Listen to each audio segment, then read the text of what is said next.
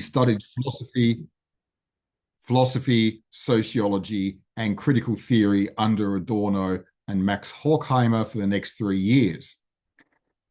Habermas's political activism led him into conflict with Horkheimer, with leading Habermas to leave Frankfurt to the University of Marburg under Wolfgang Abendroth, where he completed his groundbreaking habilitation work in 1961, Structural Wandel der Öffentlichkeit und des Songen zu einer Kategorie der bürgerlichen Gesellschaft, published in English as The Structural Transformation of the Public Sphere, an Inquiry into a Category of Bourgeois Society.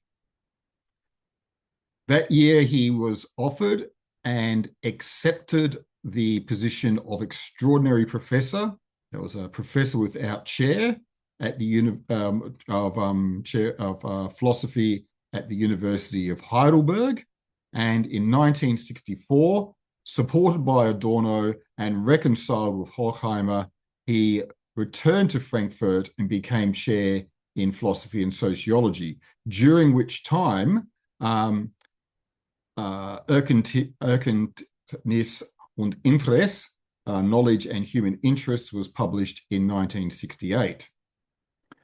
Following Adorno's death in 1969, he turned down the directorship of the Institute of Social Research and instead took up a role as co-director of the Max Planck Institute for the study of the scientific and technical world in Starnberg. He took that up role in 1971, and he worked there until 1983, when he returned to the chair at Frankfurt. During his time at the Max Planck Institute, he would publish a number of extremely important books, including Legitimation Problem in Staatskapitalismus, published as Legitimation Crisis in 1973, the direct translation being Legitimation Problems in Late Capitalism, and the 2-volume Theorie des kommunikativen Handelns, the theory of communicative action, first published in German in 1981. When he returned to Frankfurt, he would then go on to publish the Philosophische Discours de Moderne, the Philosophical Discourse of Modernity, in 1985, and Fakultät und Geltung, Between Facts and Norms, in 1992. Also in 1986, he received the Gottfried Wilhelm Leibniz Prize, which is the highest honor awarded in German research. Although retired from Frankfurt in 1994, he continued to hold professorship positions and continued to publish.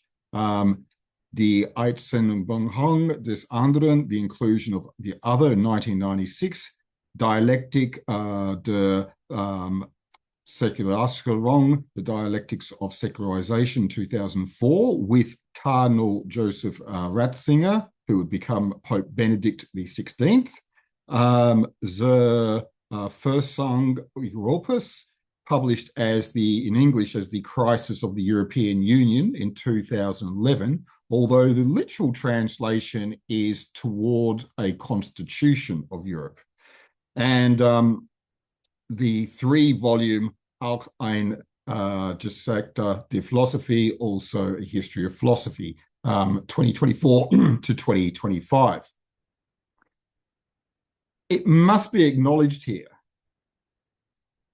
that this is only a selection of his major publications. There are many others, and I apologize to any Habermas researchers, of which I must include myself, for not including a number of books or essay collections. His output in depth, scope, and page count is nothing short of extraordinary. And, by the way of means of a prop, I can just wave some of my Habermas collection around, not to include the various ebooks that I might have as well. Oh, a hefty collection. It must also be noted during the course of his career and publications, Habermas engaged in a number of high-profile and often very public debates, such as with Gadamer and hermeneutics, Popper and Albert's critical rationalism, Nicholas Luhmann's systems theory, Michel Foucault's post-structuralism, and attempted a post-secular rapprochement with religious thinkers. With such a vast scope in philosophy and social theory, it is necessary here to be somewhat selective. Influenced by critical Marxism, by linguistic philosophy, by pragmatism, by developmental psychology and functionist sociology, Habermas was certainly a powerful synthetic thinker whose contributions will be felt for many decades to come. As a result, discussion of his sociology and political theory, extremely important topics in their own right, will be relatively brief in favor of his philosophy here. This is, after all, an Existentialist Society presentation.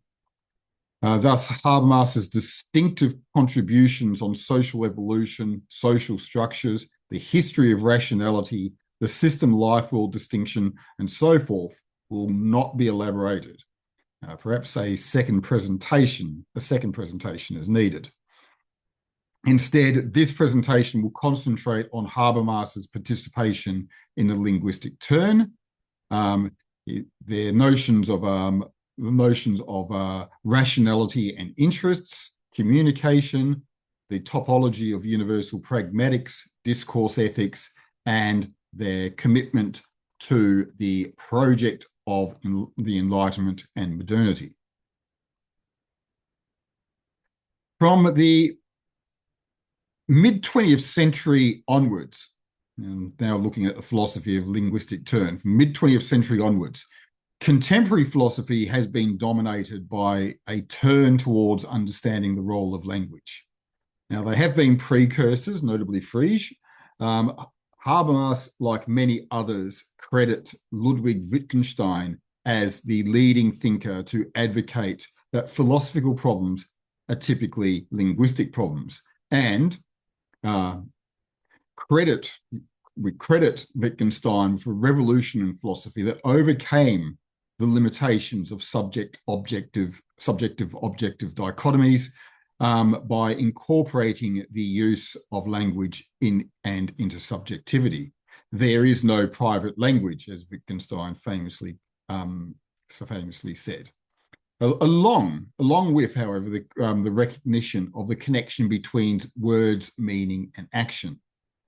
From Wittgenstein, Habermas grounds social existence, drawing from George Herbert Mead and Emile Durkheim, and from the latter, a move towards pragmatics, evident both in the contributions of ordinary language philosophy, such as J.L. Austin's and John Searle's speech acts. In doing so, Habermas moved significantly beyond Wittgenstein. Whilst Wittgenstein sought to dissolve philosophical confusions, a brilliant and often quoted line, "Most philosophical problems are nothing more than linguistic confusions due to our failure to understand the logic of our language." For Habermas, the use of language is to explain the universal conditions of the world and provide an avenue for rational communication. Viewed in this manner, deliberative democracy and argumentation is an opportunity for emancipation, providing a standard to understand, to diagnose, and to critique social pathologies. And rather than using language games, which are more popular in the post-structuralist tradition with its emphasis on ambiguity and difference, Habermas sees understanding through language as for communicative action that respects autonomy and generates solidarity. To quote, communicative action is the switching station for the energies of social solidarity. In this manner, Habermas also engages in his critique of Hans Georg Gadamer and Wilhelm Dilthey's hermeneutics, and Paul Ricoeur's combination of phenomenology and hermeneutics. Whilst the importance of historical and contextual understanding, verstehen, is recognized by Habermas, along with their rejection of positivism, the hermeneutic approach overemphasizes an allegiance to tradition, which for Habermas is rather like the phenomenological allegiance to subjective experience. Both weaken the prospect of critique and therefore blunt the possibility of improvement, change, and emancipation. Being sensitive to context should not mean that one is trapped by it. This is no simple rejection of phenomenology and hermeneutics, however, but rather their incorporation into critical theory. A critical theory that uses intersubjectivity and is informed by both phenomenology and hermeneutics. With an emphasis in language in place, the practical application of this tool for interests and rationality was another part of Habermas's project.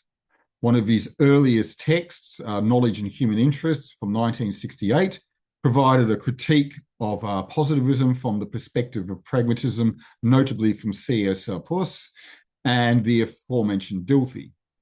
An even stronger critique was leveled at psychoanalysis, particularly for its claims to be a science.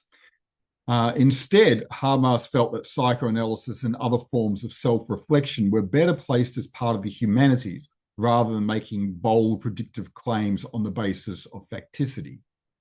Favorite piece of anthropology is the example from Claude Levi-Strauss and others, I might add, that witch doctors often provide better therapy than clinical psychoanalysts. At the time, this was a challenging suggestion, but with Karl Popper providing a similar criticism, it is now, I think, commonly accepted.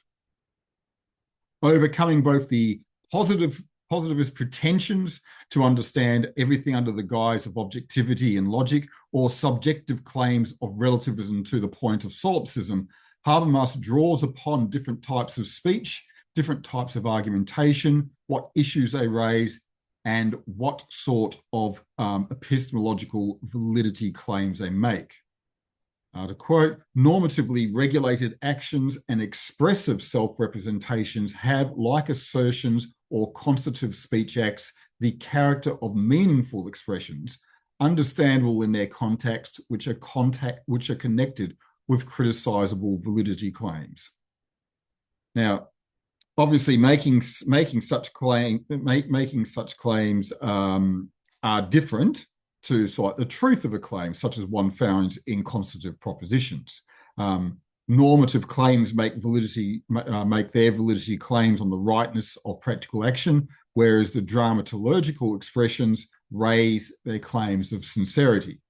This is notably more advanced than you find, say, the simple fact-value distinction, which still finds its way into academia as a distinction between quantitative and qualitative research. Once one is raising claims for verification of falsification, then the propositions are tested against different criteria of rationality and in particular contexts. For the former, Habermas engages in a lengthy review of the contributions of the sociologist Max Weber, especially Weber's concern with the disenchantment of the traditional metaphysical worldviews and the rise of instrumental reason in modernity, and especially the grounding of why Western metaphysical approaches, a combination of Judeo-Christian ethics and Hellenic cognitive contemplation, offered such a high rationalization potential. It should be noted that this, in many ways, is a far too idealistic, and a simpler interpretation can come down to geography and resources. On the other hand, Habermas improves Popper's ontological three-world theory, commonly espoused as the objective world, the subjective world, and the products of thought. However, even when reviewing Popper directly, it is revealed that the third world is more appropriately considered a social intersubjective world. With that in mind, a union of attitudes and worlds forms the rationalization complex for universal pragmatics. So with his Frankfurt colleague, Karl Otto Appel, Habermas developed a model of universal pragmatics, reviewing the conditions for communication and the validity claims of propositions. You'll find Appel describes this model as transcendental pragmatics, which is in the same spirit as Immanuel Kant. Appel considers them to be foundational and a priori. In contrast, Habermas considers this new approach to pragmatism, which is married with ordinary language philosophy, to be more reconstructive and a result of social development. Further, Habermas considered the phrase formal pragmatics to be a more mature refinement of universal pragmatics that he had previously published. So this was in the universal pragmatics was used in the 1970s, formal pragmatics in the 1980s. However, formal pragmatics does conflict in the namespace for the broader use in linguistics. And as a result, I'm using universal pragmatics here in preference. Means the same thing. Transcendental pragmatics has a somewhat different foundation, but the content is pretty much the same. So by comparing the ontology of the objective, social, and subjective worlds with the epistemological attitudes of constitutive, normative, or expressive attitudes, a rationalization complex is generated, where the individual intersection of each world and attitude creates value spheres that correspond to action systems, cognitive potential, communication practices, and the prospect of a balanced institutionalization, that part being, of course, a sociological concern. Also providing points of connection and distinction. And further, it illuminates to what degree, and this is very much the pragmatic part, about whether a sensible proposition about a value sphere can be made at all. For example, any normative expression to the objective world is considered irrationalizable. It is simply not possible to come to a conclusion whether blue skies or grey skies are more or less moral than the other. Elaborating even further, your speaker today notes that these complexes are encapsulated in a reality that is both empirical and rational, and whose foundations, whether materialist, idealist, or symbolicist, that's like an area of exploration of for my own, are inaccessible to our own minds. This, of course, is very difficult to and would be quite lengthy to express in words alone. However, the visual aid of a table is extremely valuable at this point. And so I shall bring that up with our magnificent shared screen option, so we can have a bit of a look-see. And here is our table of universal pragmatics. Now, or the value spheres of universal pragmatics. Now, it is the top level on unverifiable metaphysics is something that I've added to the table that talks about those things which are outside of human ability to even outside of space and time. So it's not something that we can really discuss with any surety. Within the entire universe, we are operating with a logical or empirical philosophy. I do like to remind stubborn materialists that it is quite plausible to have empirical idealism, and so empiricism does not necessarily mean a materialist position automatically. And then for the next categories, we're looking at what is found in the theory of communicative action. You'll note that the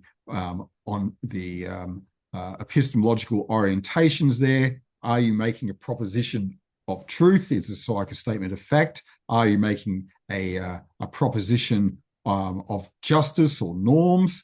So that's sort of like, a different type of statement. Or is it a question? Is it a question of beauty or arts? Is it the dramaturgical action of engaging in sincerity? And I've used this terms truth, justice, and beauty here to note that Habermas is drawing upon a very old tradition which dates back to to the ancient Hellenes. It dates back to Plato's Socrates, discussing whether truth, justice, and beauty are the same thing or not.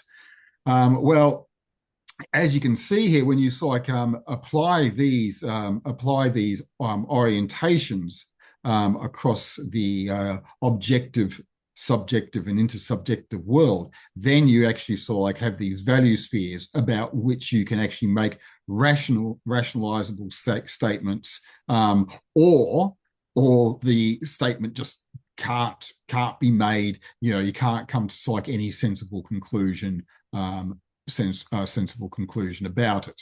And this basically this is a very, very handy research tool. If you are doing research, and your supervisors say, hey, do you want to do going to use quantitative or qualitative quantitative or qualitative research approach, you say, well, I'm going to use universal pragmatics because that means I can use all of those, and also I can express norms rather than actually having to reduce it down to aesthetics. So this chart is possibly a way of combining epistemology and ontology, and also of providing an avenue for research projects. So snap that one up while you still can. All right, I'll stop that share at this point. But if people want me to bring it up again, I'm quite happy to do so. Probably a good idea maybe during questions. Now, it would be a magnificent world if all we had to do was meet up, perhaps at the Existentialist Society, work out what we are saying and whether it is rationalizable, and come to a conclusion through talking about it. Both Habermas and Otto Appel were quite aware of how this is not how things happen in the real world, and developed some procedural rules and standards that would be known as the ideal speech situation initially, and then discourse ethics later on. The general idea is that only when speakers are free from coercive influences, both external and internal, in expressing or questioning a proposition, can you actually have a situation where reaching such agreements about the world is relatively easy. Importantly, there is a need for, and this also requires a need for all participants in the conversation to be motivated solely by the desire to obtain a rational consensus. This contrasts with more manipulative types of communication where participants see each other as strategic targets for their own goal attainment. Discourse ethics consists, the more mature variety, of two main components. The principle of discourse, D, the valid norms of consisting of anything that reaches approval through a communicative process governed by autonomous participant actors who are competent to make decisions, who are reason governed, and whose input is inclusive. This is a sort of proposal that was established initially as the ideal speech situation. Secondly, there is a principle of universalization. You, and I'll quote, all affected can accept the consequence and the side effect of the norms norms general observance that can be anticipated to have for the satisfaction of everyone's interests, and the consequences are preferred to those known alternative possibilities for regulation. That's from Moral Consciousness and Communicative Action. That was published in English in 1991. So it should be clear that the ideal speech situation as an ideal speaker or as discourse ethics are, as a ideal speech situation as an ideal speaker or as discourse ethics as a process are counterfactual. Right? They are ideals. Although Habermas does make a strong case that they are recognized in everyday communication and to a large extent are actually carried out. You know, when you ask somebody, say, hey, shall we go see a movie tonight? We assume that we're not, basically the conversation is raises a normative question. We should do X. We assume that all the participants involved in that conversation are competent, reasonable speakers. And we assume that they reach a consensus about their actions without coercion. So, everyday life can carry out a great deal of communication that is governed by discourse ethics. And interesting when you look at it from the perspective of the ideal speech situation, the statements are about as counterfactual as the assumptions that you find of a free market economy in a standard economics textbook, which interesting makes very similar sorts of claims as well. The difference being, of course, that Habermas is aware that these are counterfactual statements, whereas one cannot help but observe that nearly all the advocates for free market economics assume that their conditions are already in place. They've interpreted laissez-faire as leave alone rather than to make free. So in many ways, discourse ethics is a reformulation of Kant's deontological ethics, but into communication, and it is a procedural rather than substantive moral system. In other words, universal procedures allow for relative content. The core of Habermas's motivation is a commitment to Enlightenment ideals and the modernist project, and especially, as I've mentioned, deriving from Kant.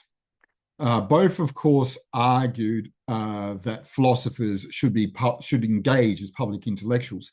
And Habermas certainly followed that principle. Likewise, Habermas draws from Kant's federalism to encourage a cosmopolitan and constitutional order dedicated to protecting human rights, of which Habermas's advocacy of the European Union is the most prominent example, encouraging a post-national constitutional patriotism, versung patriotismos, as he sort of coined it, for which you can reference also Hannah Arendt's comments about this decades beforehand. Hannah Arendt sort of said, the important results of the Enlightenment and the French Revolution could be considered in the development of effectively two types of people. And one was the sort of a bourgeois sort of perspective, which could be sort of tied into sort of the economic development, and the other one being citizenship. The notions of sort of universal rights within sort of a particular constitutional order, and you'll find in her book on revolution a fairly sort of substantial chapters dedicated to the idea that the constitutional order as a guarantee of freedom. So Habermas's encouragement of sort of like saying, well, you need to actually look at your constitution. You need to be sort of tight. You need to, it's worthy to be sort of like, patriotic towards the constitutional principles of democratic values and social welfare, as opposed to nationalism, especially, I guess, in a world where interaction between over national boundaries is so common. And from the European perspective, the Schengen Agreement makes that makes national borders a more of an administrative matter than a state matter.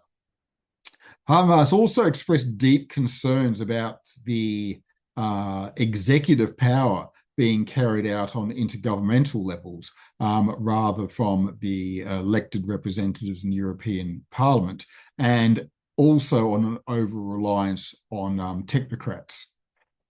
Now, there's an ongoing debate in a practical manner when Habermas in the 1990s, mid to late 1990s, where Habermas supported NATO's unauthorized use of force against Serbia. Habermas argued that that this was should be carried out on the basis of protecting human rights, whilst recognizing that it was being carried out without UN approval and was contrary to the principles of state sovereignty. But this was part of that emerging doctrine of the responsibility to protect, the idea that states don't have the right to do whatever they want to their citizens, and that they actually they are, as an international law and international norm, are required to protect their citizens.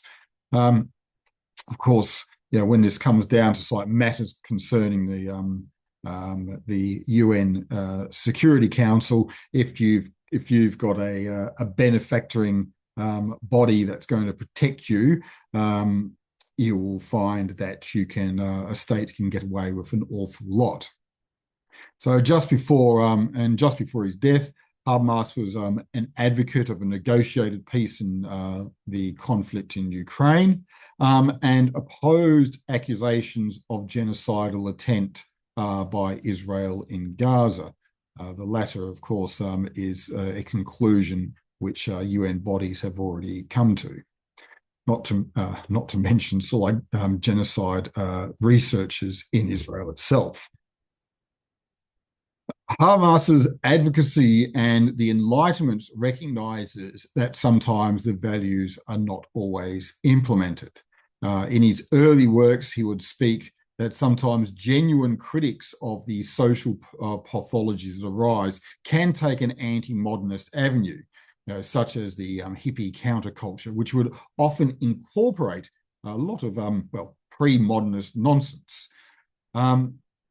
Later, he would refer to modernism at variance to itself. That was in the question concerning modernity, where instrumental and strategic rationality, that is, control and efficiency of the modern social system, directed by economy and the state, money and power, were weakening the capacity of the life world, everyday life, shared meaning and understanding, to utilize those rational spheres from the sciences, laws, and arts as cognitive sources to enrich life's experience. So those distinctions are core principles in Habermas's critical sociology. The commitment to modernity and the Enlightenment also brought Habermas into public dispute with the post-structuralists and the postmodernists, which is kind of interesting, considering that Habermas's initial definition in postmodernism in legitimation crisis in 1973 is something which has spurred a lot of the subsequent debate. Habermas claims that the post-structuralists such as Foucault and Derrida, all et al., all discussed in last month's presentation to the Existentialist Society, would confuse the pathologies of modernism with the project itself. In the last decades of his life, Habermas also became increasingly a voice for rapprochement with religious voices and started to argue for what he called a post-secular society of faith and reason, rejecting the idea that modernity involved a disenchantment or necessarily involved a disenchantment of the world that relegated faith to the private sphere. Habermas argued that secularism rested on normative principles that came from a Judeo-Christian origins, something which is not quite historically accurate, to be quite blunt about it. In wanting to resist some of the advancements of science and technology, especially in bioethics, Habermas also turned to religion as a source for offering moral guidance. Whilst Habermas retained a loyalty to the secular state, that is, state institutions must remain neutral, he felt that religious language ought to be encouraged in the public sphere, but with an accessible, pluralistic, and rational argumentation to keep fundamentalist tendencies in check. This is certainly an area where many felt Habermas was least successful in resolving, not only for the idea of a post-secularism, but also in a thoroughly idealistic assessment that religious institutions would willingly limit themselves in the manner he described, or that metaphysical articles of faith can be reconciled with secular reason. So this presentation today is part of what is an ongoing legacy of the works and thought of Jurgen Habermas, a public intellectual and philosopher and social theorist of enormous scope, whose work spanned decades and incorporated a vast multitude of streams of thought. In doing so, this presentation is limited largely to the philosophical contributions of Habermas, that is, their contribution to the linguistic turn, to communicative rationality, to universal pragmatics, discourse ethics, and finally their advancement of their advocacy of the modernist project and Enlightenment values. As can be seen, however, Habermas sometimes seem to take the wrong turn in their own philosophy or its implementation. A Habermas at variance with himself, one could say.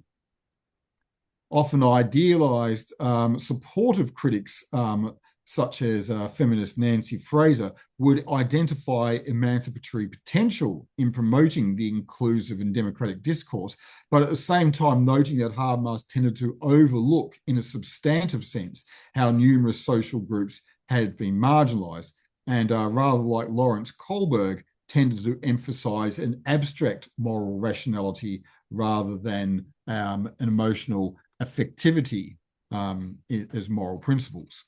Though this did have some influence, by the time you get to some of his mature writings, such as Between Facts and Norms, it is quite notable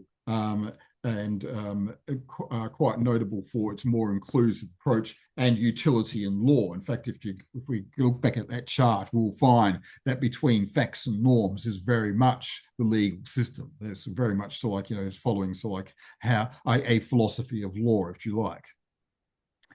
Now, part of the issue of Habermas, and this conclusion definitely moves towards a critique of Habermas's social theory, is that the idealization in philosophy likewise becomes an idealization of social institutions.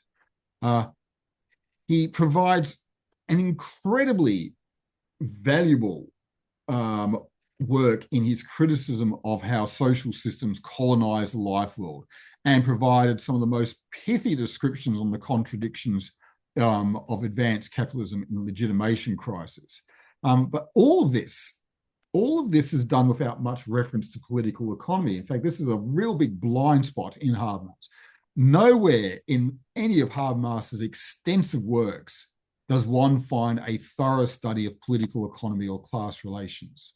The debate is about the conditions of discourse in the context of ideas, and it could certainly do with a hefty input of institutional economics and class analysis. As Anthony Giddens once remarked in a review of the theory of communicative action, Habermas should have used more Marx and less Weber. And perhaps if this was done, a text as extensive as the 2-volume Theory of Communicative Action could have been written in the same spirit of legitimation crisis, and Habermas's own project would not have gone as awry as it did in the early 21st century. What we are left with, however, is an incomplete legacy, and in many ways, that's how it should be. The Institute for Social Research in Frankfurt and the body of critical theory that it developed remains a powerful and challenging body of interdisciplinary research with the practical aim of furthering freedom and welfare of all. It has, since Horkheimer's influential essay distinguishing it from traditional theory, critical theory rejecting the idea that existing social orders are a given and always sought practical and transformative improvements to social life. Although I will say that one would actually have to really return to the works of their second director, Frederick Pollock, and their works on automation to find an especially deep focus on working class life. Of course, it must be recognized too that Habermas is not the only member of the second generation of the Frankfurt School. Alfred Schmidt, Albrecht Wellmer, Oskar Negt, and Klaus Offer must also be mentioned, along with a third generation that includes Axel Honneth, Nancy Fraser, Celia Ben-Habib, and Christoph Menke, and a fourth including Stefan Lesenik and Ferdinand Sutluti. The degree in which they develop and improve the contributions of Habermas to further the practical tasks of emancipation will be the degree that critical theory remains of critical importance. Thank you very much. Well, thank you, Lev. Now, before we throw the meeting open to questions, comments, and discussion with Lev Lafayette, I have a couple of announcements. The first of which is that the next Existentialist Society lecture discussion will take place in 1 month's time. That's on Saturday, the 6th of June.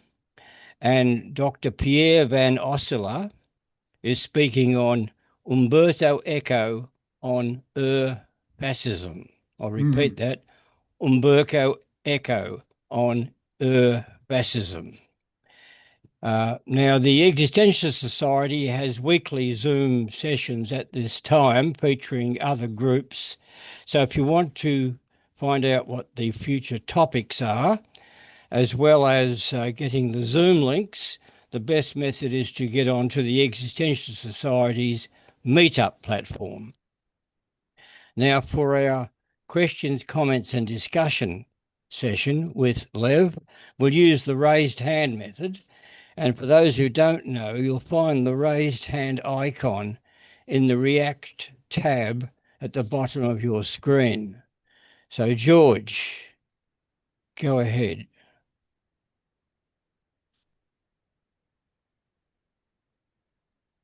Hello. Thank you for your discussion today. Last time you presented to the group, I believe I would put up some literature. And one of the books that I put up was Who Paves the Piper for Western Marxism?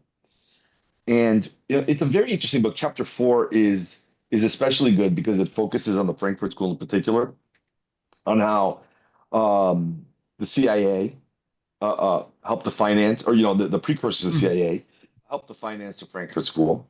And there was an understanding in the intelligence community, including in MI6 or MI5, that you could not simply offer the public free market ideology. That instead you had to give an official left, and in the British intelligence in particular was pushing social democracy. And the Frankfurt School, that was the role that the Frankfurt School played for intelligence communities. And so they cast themselves as critical, as oppositional. And it's not to say they're not with some good insights, but they hold firm to the idea, and this one author says ABS, all but socialism, right? So in other words, convincing the public that true socialism, that true meta narratives are going to devolve into quite a pessimistic conclusion. they're going to devolve into Nazism or they're going to devolve into Stalinism. Mm. And so, this is the framework within like someone like Habermas is operating within, right?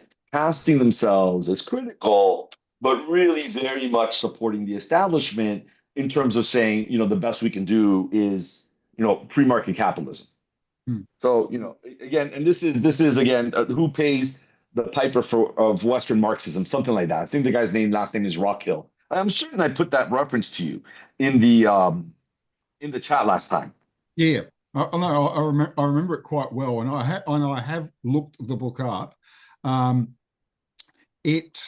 I feel that that some of these accusations that are leveled are perhaps a little unfair, because the Frankfurt School never really pretended to be any more than what it was. It wasn't a fan of Eastern socialism. And in fact, it's been noted that they probably wouldn't have survived very long if they were based in the Eastern Bloc. They did try to. They were part of what was a much more radical form of social democracy back in the time. In fact, if you look at the I think it's the 1951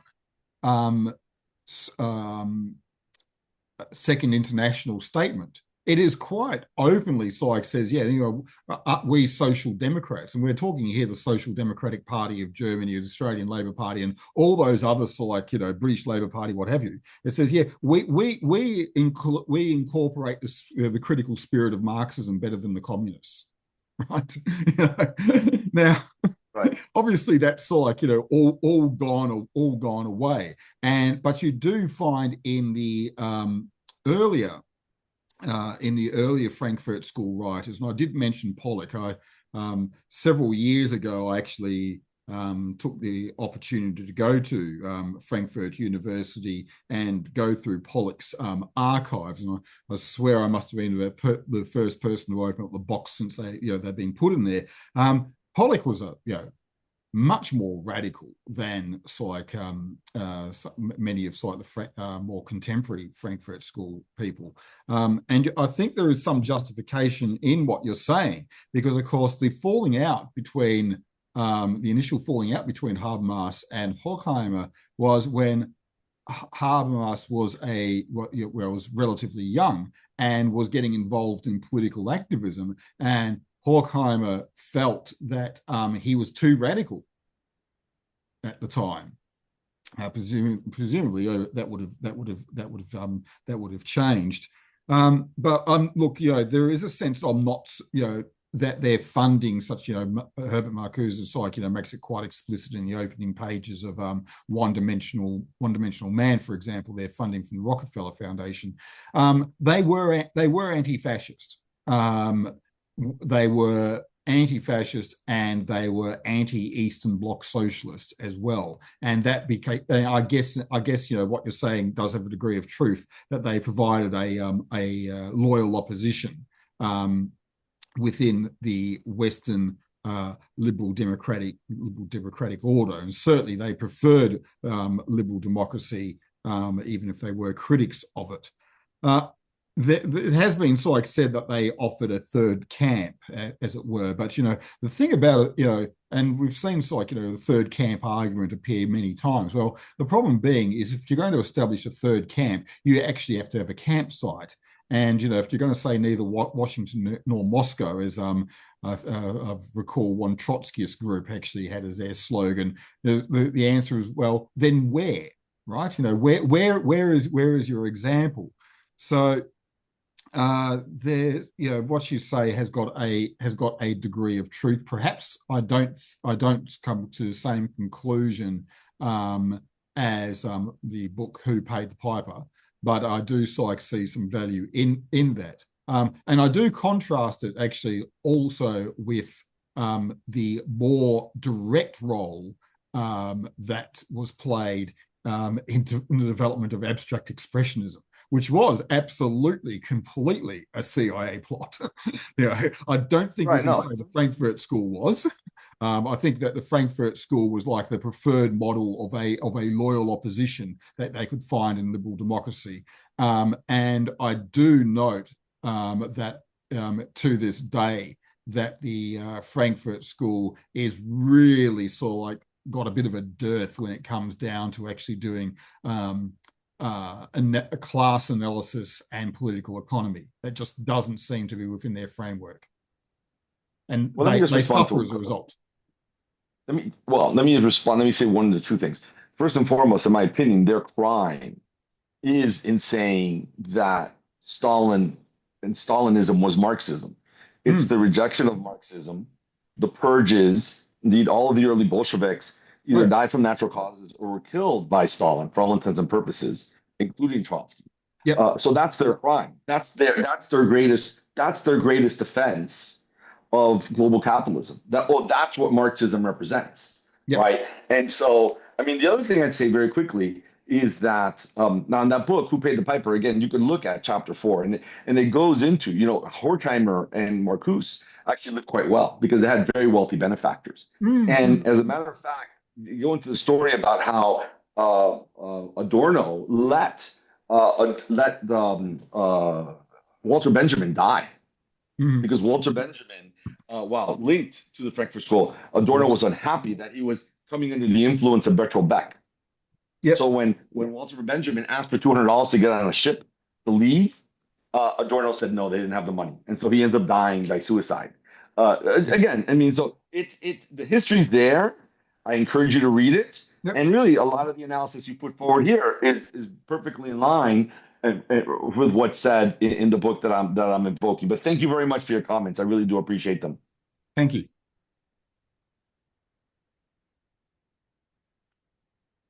We seem to have a lack of questioners. Oh, there's Les. Go ahead, Les.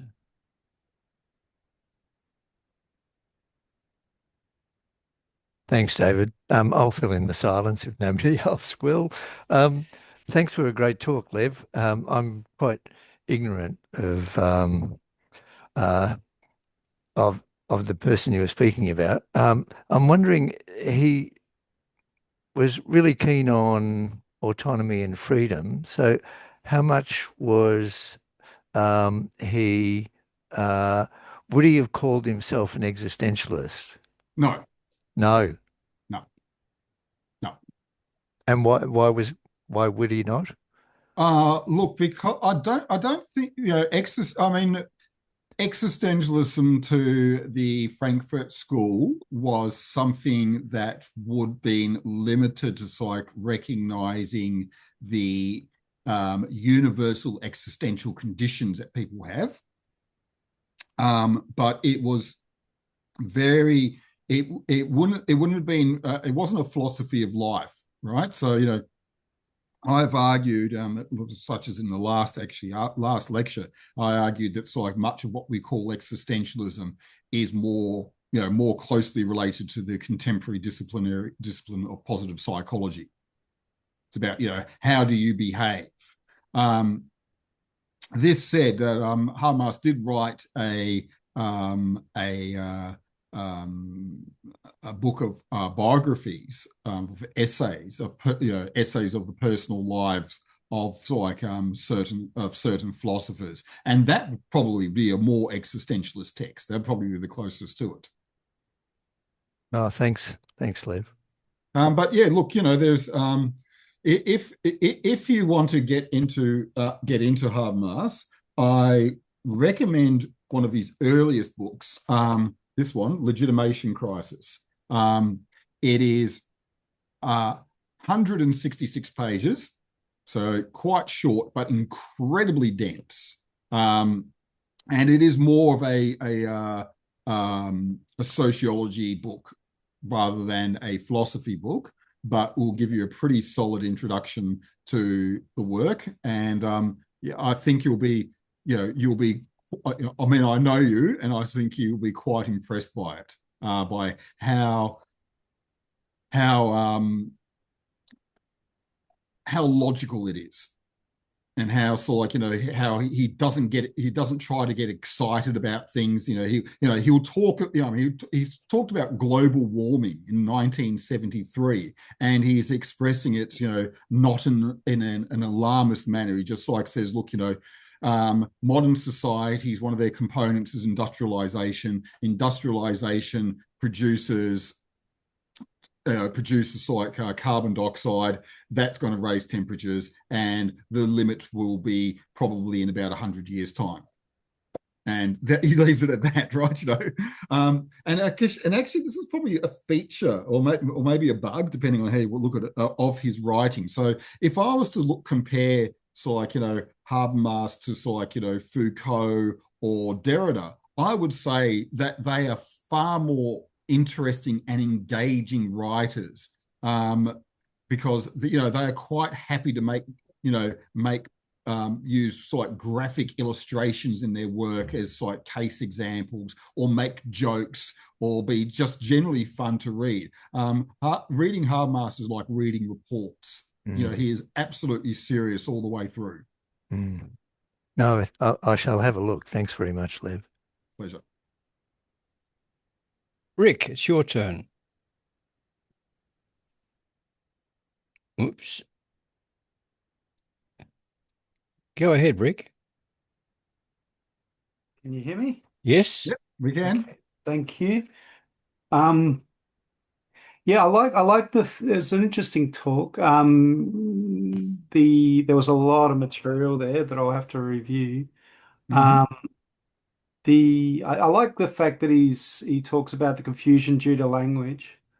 That's Wittgenstein. Yeah, well, doesn't he say that most philosophical problems come down to confusion due to language? Yeah, that's Wittgenstein who says that. That's Wittgenstein. Okay, cool. But Habermas agreed with him. Yes. Yes. Yeah, and took it up in a practical way. Yeah. I found it interesting, given that Habermas came from the Frankfurt School, although he appears to have had a break with the Frankfurt School. I mean, like as similarly to Les, I haven't heard of Habermas before. Sounds like he had some interesting ideas.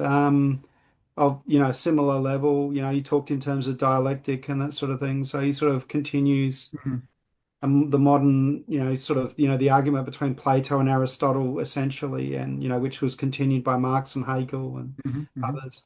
But I did find it interesting that he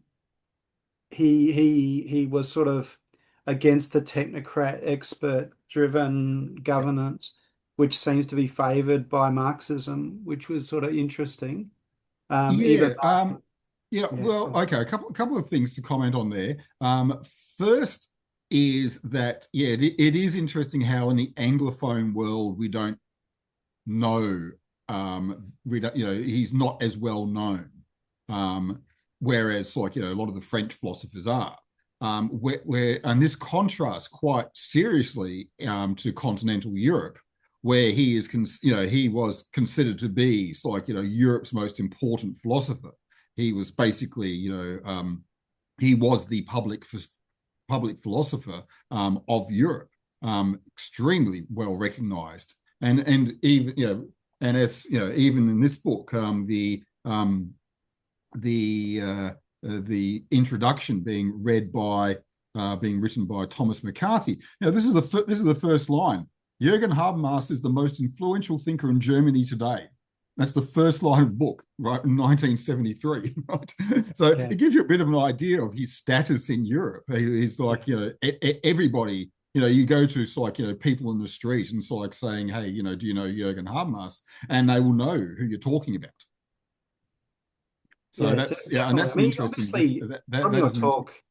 That's an interesting difference, actually, I find, between the Anglosphere and continental Europe, is that they are all aware of his work. Sorry, now I got a bit distracted. What was the second thing, the point that you were making? I just thought it was interesting because the Marxist tends to be very technocratic and expert. Oh, yeah. Right. So that's right. Sorry. And yet the Frankfurt School, because Marcuse was a Marxist, Yes. and he, even though he was the father of the New Left, and he may have toned down some of his Marxism.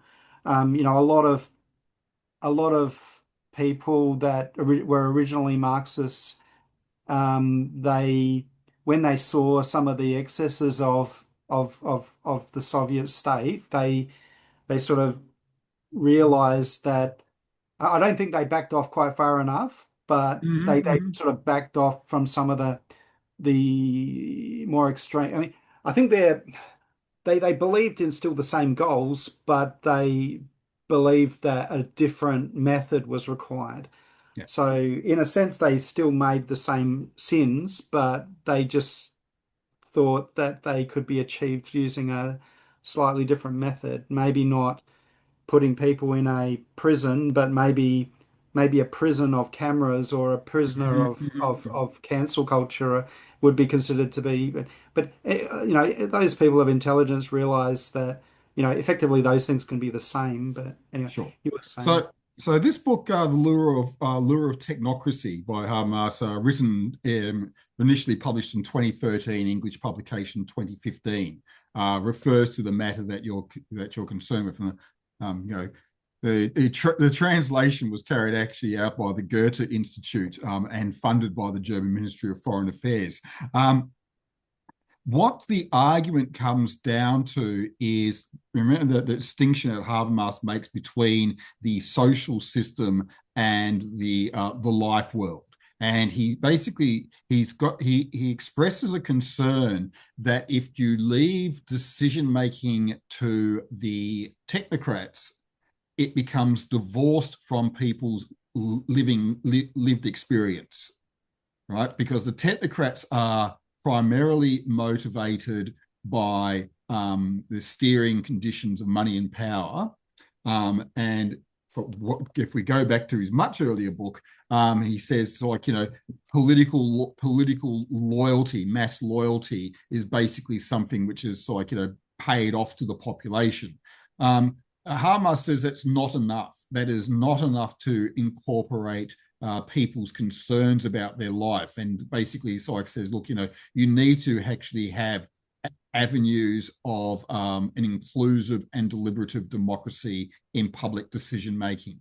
And yeah, sure, you have a process where if people come up with ideas that are not viable, maybe then you can say take it back to the drawing board. But he basically feels that's a technocracy itself is going to leave people out, and in leaving people out, they become susceptible to demagogues. And in that regard, he's waiving early concerns about the sort of manipulative demagogic politics that we are seing a lot of. I would have thought that he would have rejected universalism for the same reason, but he seems to be an uneasy moderate, in a sense that he's trying to place an each way bet and failing on both accounts. But I mean, he's still a very interesting person. He still makes some very interesting observations, but I think that he's a committed moderate, but isn't aware of the Overton windows dragged into the left. But I read a very good essay that calls him one of the 45ers, and this was a description given to German philosophers that had come out post World War, the immediate generation post World War II, and how a lot of them, after the experience of Nazism, felt ill at ease at the idea of making radical philosophical contributions. right? And as you say, they basically sort of tended towards the middle ground. They tended towards an idea of incremental and gradual improvements that didn't sort of shake things up too much. And that has actually been, that's been part of German politics for a very long time. Basically we've had sort of generations of government, which was either centre right or centre left, and not upsetting the apple cart. In fact, the entire post-war politics of Germany in terms of economic management was, either some sort of variant of social democracy or what they called ordo-liberalism, which was very close to social democracy. And I think you're right in making that observation that they had that degree, that they had that emotional attachment to being more centrist because of that experience of Nazism. Thanks, Lev, for your talk. Thank you. Oh, Lev, some people have asked what the title of that book was, that early book of Habermas. Legitimation Crisis. Oh, right. Okay. Good. Thank you. All right. As you can see, I've had mine for a long time and it's become rather battered over the years. I actually bought it on my first visit to Melbourne, something like almost 40 years ago, and I have read it to death. Okay, Peter, your turn. Yeah, I have some questions about Habermas in terms of his public profile in Germany. Okay, so you're talking about how he's stressing the importance of deliberation and all this, and I'm wondering how much of it did he take part in or facilitate himself? Did he ever run for public office or join a political party even? He was, and yeah, okay. He was a bit of considered to be the he was considered to be a bit of the sorry, I'm just I've got computer problems right now. Somebody who the Social Democrats in particular in Germany would refer to quite often. Whether he was a member or not, I'm not actually. I don't actually know off the top of my head. But certainly he was a public intellectual. He wrote for some of the serious major newspapers. He would discuss things that were of immediate and contemporary issues. So it wasn't just philosophy. He would engage in policy debates at the time. He didn't run for public office though. Okay, I'm trying to think of his analogous figures in other countries. For example, I'm from Canada. Have you heard of Charles Taylor? Yes. He's probably the most famous philosopher in Canada, even though if you ask most Canadians, they probably never heard of him. But he was a social democrat. He actually ran for public office one time. He didn't win, but he became kind of a like a facilitator. He would actually join government commissions to talk about weighty social issues. And I'm trying to think of analogies in other country. Well, there's Bernard Henri Lévy, but I mean that guy is kind of a showman. I don't think Habermas sounds very humble compared to BHL. He has been compared to Chomsky in terms of his public engagement. Obviously, fairly but Chomsky is a dissident, right? Yeah, well, exactly. Yeah, exactly. Yeah, but and of course, Habermas is definitely not a dissident.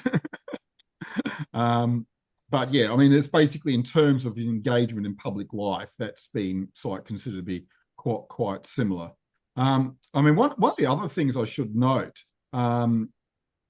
if you, I have to find it. I was reading somewhere that he won a major European prize that came with some enormous sum of money attached to it as well in the last 10 years. So as well, it was something like €500,000 or something like that.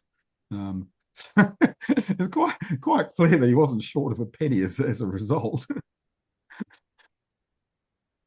Anyway, can't find it. Okay, thanks. Thank you. Thanks, Peter. Stephen, go ahead. Thanks a lot for your talk, Lev. I was just, looking at Habermas. He does seem to be another one that has worships the golden calf of democracy, equality, and human rights, and all the other nonsense. And it's just this thing you get obviously this great mind, but you can't stop believing in these pixies at the bottom of the garden. Plato and Aristotle, pointed out the faults of democracy and why it's bound to decline. And of course, we're watching it now. We had the great moment of social democratic Europe, and now it's a sinking ship. Enormous errors are made that, the encroachment upon Russia, and I could agree with them. Russia's are bad. Putin is bad. And they're right about all that, maybe. Trouble is, Russia, even though it's a bit of a broken one, is an empire. And imperial politics is a bit different from the politics which he seems to imagine should be the norm. And again, America's a bit like the Roman Republic. It became an empire, but still called itself a republic for a while, until its line of wannabe emperors eventually sorted out. And of course, that's now right. we've reached a great moment, and America has a wannabe emperor. Of course, that unfortunate side that Roman emperors tended to have a hazardous life. But anyway, I was just wondering, what are your thoughts on his great faith in democracy compared with the obvious inevitable rise and continuation of imperial power? Yeah, well, look, firstly, I think you're right that his viewpoints can be very optimistic. I think that's sort of like, Mersheimer, for example, who's like, aggressive sort of like political realism. Not that he agrees with it. He just like says, states are not exactly what you would call moral agents, insofar that they don't actually take a universal normative approach, and they will try to opportunistically increase their power. And Habermas recognizes this, right? He actually does talk about social systems as basically being bodies that are, relentless amoral creatures are trying to accumulate, greater economic power and wealth at every opportunity. And he says this contrasts to how normal people live. Right? Well, that's a sweeping normal statement. people are actually not so horrible to each other. I mean, they can be, but that tends to be the exception rather than the rule. Most of the time, people will actually treat each other reasonably well. So he's trying to find a way that can curtail this relentless and tragic behavior, but he really doesn't do institutional politics really well. I don't think. I think there is a bit of a blind spot there, and as I was saying before, the context for that comes out of World War II. In World War II, after World War II, there is a seen to be the rise of the welfare state was very prominent, because it was a little bit hard, for governments to turn around and expect mass loyalty, unless you started introducing things like, universal health care and pensions and things like that, because the population would say, hey, we just took lead for you guys. Right. At least you can let us retire at 65 and get a pension. So, there was that period where incremental change under a sort of liberal capitalist, but like, welfare state orientation, did actually have a sense of reality. The other part is that I do think, particularly in the latter works of Habermas, is that he although it's not as explicit as it should be, he was very much taken by Hannah Arendt's like idea that you could actually have loyalty to a constitution that offered, was explicitly offering you freedoms, and actually put that into practice, as opposed to like an allegiance to like allegiance to a nation, to a nation as a state. So he's supportive of the idea of the citizen. And I do agree with you that like maybe that was also optimistic as well. We find people like Trotsky once like said that in the future under socialism everybody will be a Goethe. Right now, now at best, you could argue that everybody has the opportunity to like flourish in their own, flourish in knowledge, through like the availability of education and the lack of restrictions in their life to become, have at least the same opportunities that somebody like Goethe had. But the idea that everybody is a Goethe is obviously, counterintuitive to what we know about how the brain works. So, yeah, I wouldn't quite say that he's like, with the pixies in the bottom of the garden, but there is a certain level of idealization, which he sets up as philosophical ideas, as like gold states, which need to actually have a much more practical path. And this was actually one of the criticisms of the ideal speech situation. It was quite explicitly a set of ideals. What was really necessary was the substantive procedures you'd put into place so that this is actually more guaranteed. I was just wondering, society, though, when he was claiming that he thought society might undermine morals, but of course society is the one that creates a set of public mores, isn't it?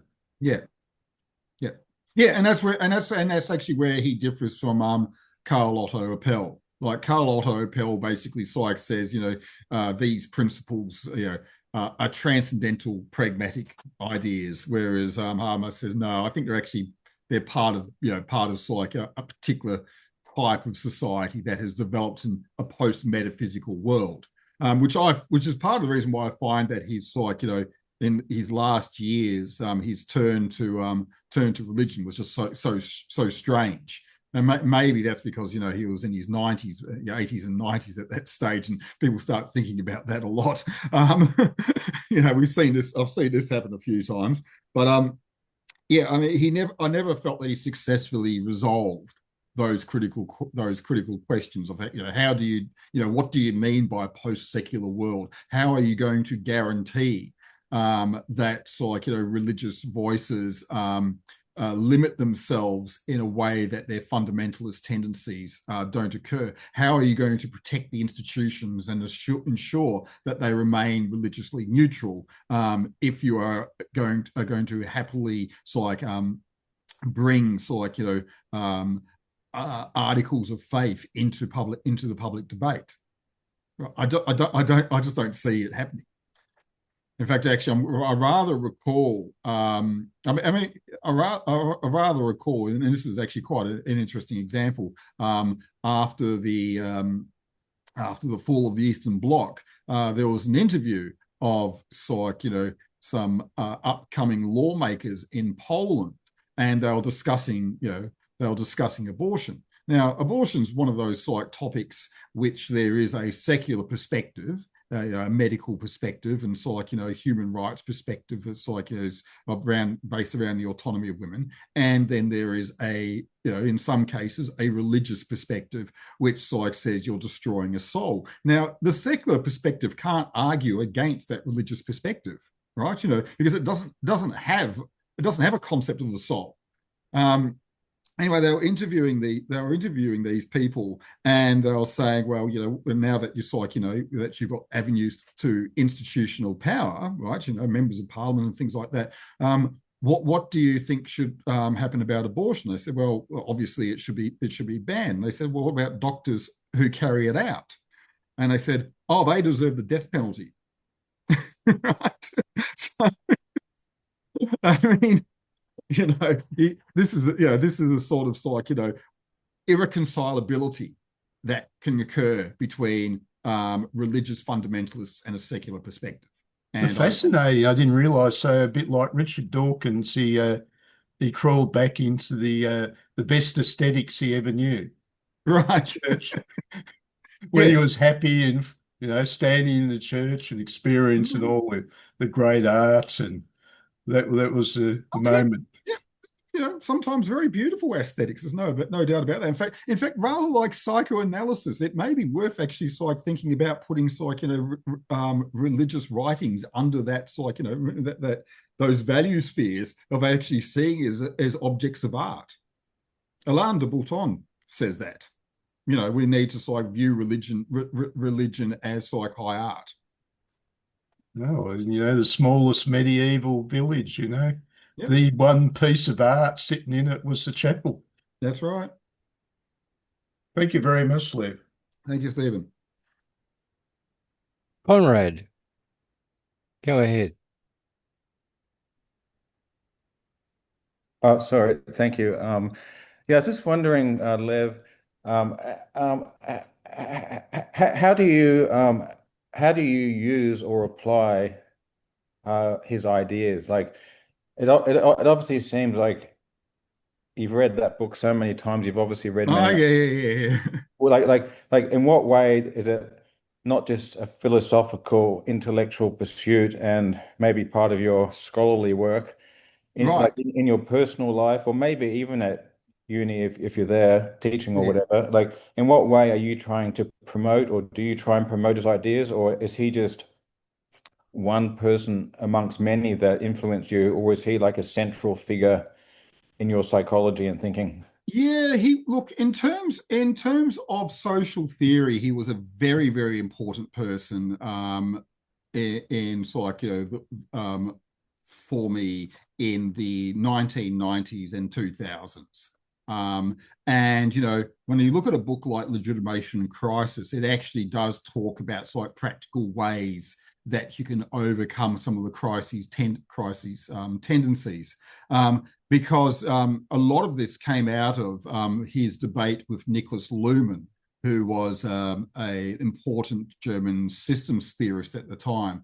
And Luhmann basically felt that social systems just keep on expanding forever, and basically institutions would engage in debates with themselves and what have you. Whereas Habermas was an advocate for social welfare measures as a means to basically ensure a security of life where people could engage as normal human beings, independent, relatively independent of the coercive parts of money and power. So he would say, look, if we took Luhmann's approach to its logical conclusion, a technocrat one day might look at a bill of human rights and say, well, I've done the figures. It would be a lot more efficient if we just dispensed with these troubling things like human rights, and it would be better if we basically, in fact, actually, I found an entire class of population that would be actually cheaper for us to get rid of. In fact, this is the sort of argument that was used by the Nazis in the Action T4 program, which the German courts miraculously managed to put at least some halt to, because they would say that, intellectually disabled people are costing us this amount of money. Why not just euthanize them? Right. So he would say this is the technocratic approach that can just pick and choose people that we just don't we find are too expensive to look after. So, Habermas is saying, maybe this is not the best way of actually going about and doing things, right? Maybe we have social systems to actually sort of, improve people's lives rather than sort of just making sort of things difficult for them. And the other thing which he's very, very keen on is that he says social systems are actually secondary to the life world. He says, it is in the life world where people are able to act as free individuals with each other that we generate meaning and motivation. So the social system, rather than cite the social system basically controlling people's lives, the system needs to incorporate people's ideas in order to actually have loyalty to that system. Otherwise, you end up with that breakdown. That breakdown has got a very, very, has got an established cause, which is not just industrialization, it's not just class conflict, but actually it is the lack of ability of people to participate in a meaningful way with the state and economy, except as consumers and voters, obviously. And just a quick follow-up. How is he these ideas that you've just been talking about now, how have they affected you on a personal level? Yeah. Look, I am a person who's been involved in politics in the past. I worked for the Victorian Parliament for several years in the late 1990s. And I was a policy convener of one of the groupings in the Labor Party, which I was involved in. I started the group Labor for Refugees, and we had our sort of most important success in around about 2006 with the abolition of temporary protection visas and enabling onshore processing. Which did lead to 50,000 people getting sort of successfully sort of applying for asylum in Australia. So that was a personal endeavour of mine, which basically was about how do we improve the lives of people through what I would basically consider a mediating technology of using the social system for people's benefits rather than actually sort of being a controlling system. Right. And just last question, I think, like just in terms of all the different philosophers, you've obviously, sounds like you've got a incredible. Actually, Conrad, can I jump in there? There is one of the most recent leaders of the Frankfurt School. I think it's. Hang on, I'm just checking. I think it's Ferdinand.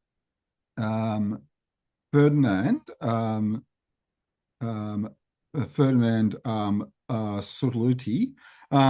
He has actually, quite outside of his normal work, he did a series of, he wrote a book called Resist, and it was basically interviews of just normal people, who don't have philosophical training or sort of, aren't sort of, employed as political activists or anything like that, or sort of, aren't employed in politics, who basically are social activists and basically want, just do these mini biographies of why they are engaged in what they do.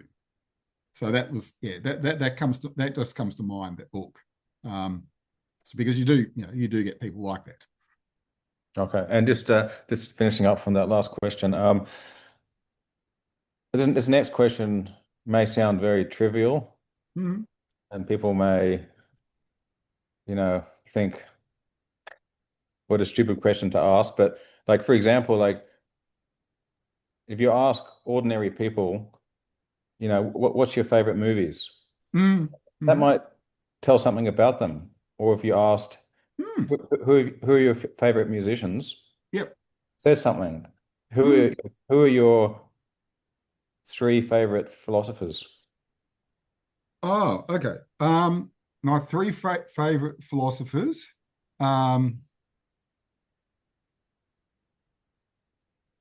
I am going to include Jurgen Habermas amongst that three. Oh, wow. Yeah. Oh, absolutely. Yeah. No. I may have all sorts of questions about like some of these like his like work in political economy or lack thereof. But when it comes to philosophy, I would definitely like rate him very highly. The other two would be a bit more challenging. I'd like to include Hannah Arendt, but she steadfastly refused to allow herself to be called a philosopher because she considered it too individualistic. Yeah. Right. I don't know. Maybe I will include against her so like own description. I will include her with that recognition. And it'd become more of a line ball for the third.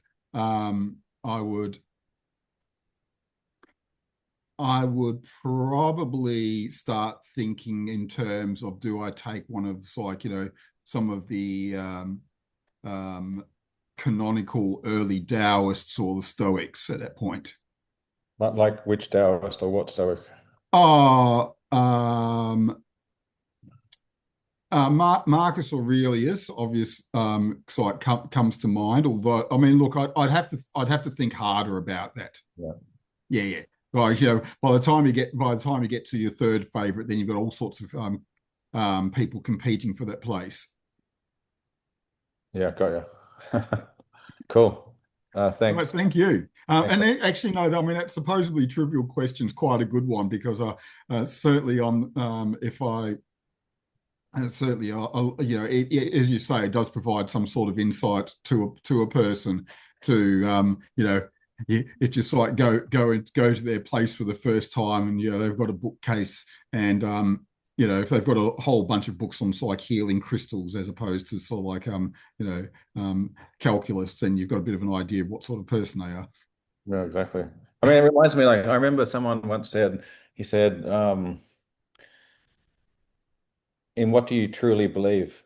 And a lot of philosophers or philosophy is so many ideas, there's whole branches of philosophy, whole schools of philosophy, conjecture, paradox, is that in terms of when that's all wonderful and interesting in the intellectual realm of our being, but in terms of how are we wanting these things to affect us? Yes. And where in what do you truly believe, you would have to actually at that point, knowing how the mind can only grasp a few central ideas, core to what its purpose is. For example, you couldn't have 100 ideas that are core to who you are. That doesn't make any sense. Where if you had, say, 3 or 4, like Marcus Aurelius, with him, you could probably distill it down to a few classic Stoic ideas. Obviously, some of the other philosophers, they're too diverse, and multipolar. But it's the idea that there's philosophy, and then there's using philosophy to affect you as a human being and grow you as a human being to become wise, which was the original purpose of philosophy. It wasn't just to have massive amounts of knowledge. That knowledge would actually transform you into a virtuous, wise human being. And so that's sort of, I guess, why I was asking that question about the 3 favorite, because that was. And look, despite his enormous scope, and so many ideas that he touched upon, you can narrow Habermas down in such a manner. You can say that he believes that through improved conditions of communication, society will get better. Okay, and then if someone, let's just say there was someone who straight off the street knows nothing of philosophy, and they go, okay, what are those few things? What are those 3 things? What would you say? Those 3 communication. Well, they say through improved conditions of communication, society will improve. Yeah, but the follow-up question, okay, can you give me 3 practical tips where I can go out now as an activist and do that? Okay, so his first one would be I would say greater public participation. So, this is like something which I think that he gets from is in the same spirit of Arendt. I mean, Hannah Arendt is very much involved. Is very keen on the idea of that's like people actually take control of their social lives and the institutions that govern them. I think that in a very practical sense, Habermas remains a person who was dedicated to the welfare system and the welfare state, because that allows people a greater level of security in their life, and therefore gives them that opportunity to participate in a more meaningful way. And I think look, I would say that a third one for him would be education, would be access to education. Right. And what would he say about free speech? There's been this massive, like my observation, this obsession with free speech in the West, especially in America, but now you have J.D. Vance going over to, I think it was Europe, lecturing, I think the Germans, the British.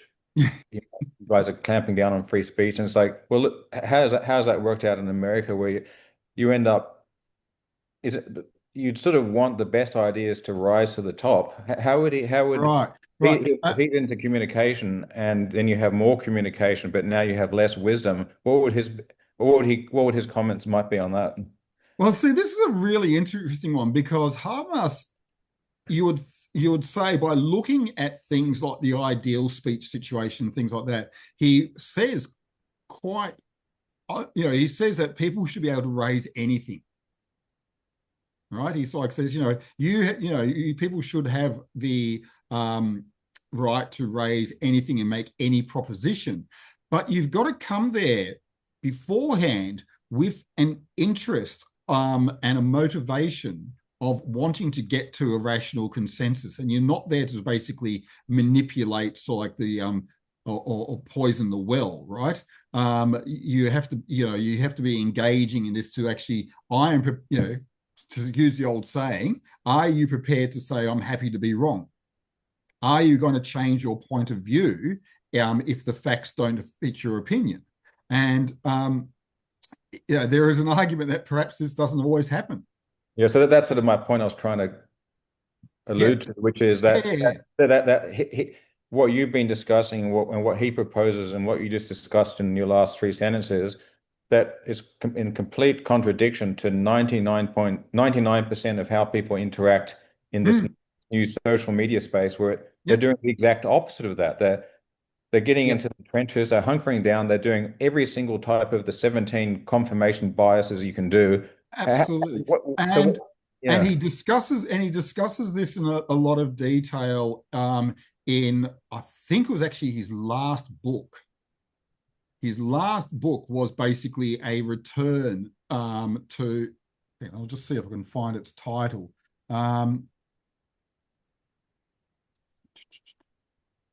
It was basically a re-evaluation of what he considered to be the new public sphere under the there we go, a new structural transformation of the public sphere and deliberative democracy.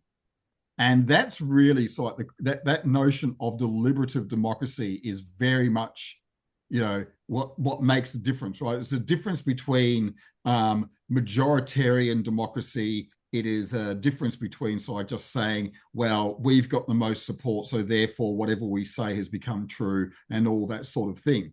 So he's saying that he does say that things like social media weakens deliberative democracy, because he's I guess partially influenced by his interest in law, which basically really took off in the 1990s, 1980s, 1990s.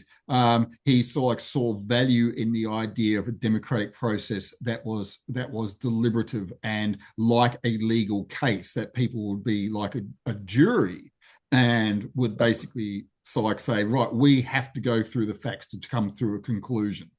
Yeah, that's basically the opposite. If you Of think what people about, engage in, right? I know.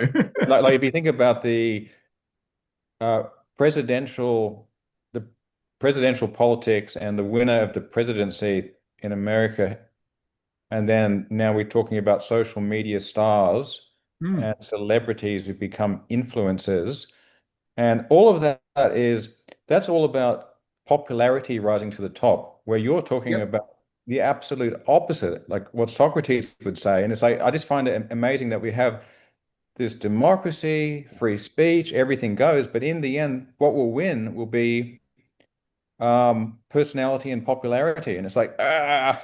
Yeah, exactly. Yeah. Anyway, thank you so much, Lev. I appreciate your answers. Thank you.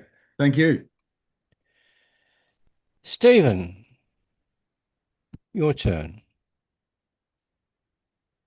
Oh, yeah, but that sort of grand principle that Habermas had of understanding. I remember, Douglas Adams in his Hitchhiker's Guide and all that. I think Douglas Adams was trying to, point out some, difficulties in philosophy in a comical way, but there was a certain seriousness there. Of course, he famously comes up with the Babel fish and the fact that suddenly all these different species or whatever are able to communicate with each other efficiently actually ended up causing more wars. So Adams was stating that ignorance is bliss in a sense. I think that was it was also his cricketer robots, when there was a particular planet, was unaware that the rest of the universe existed.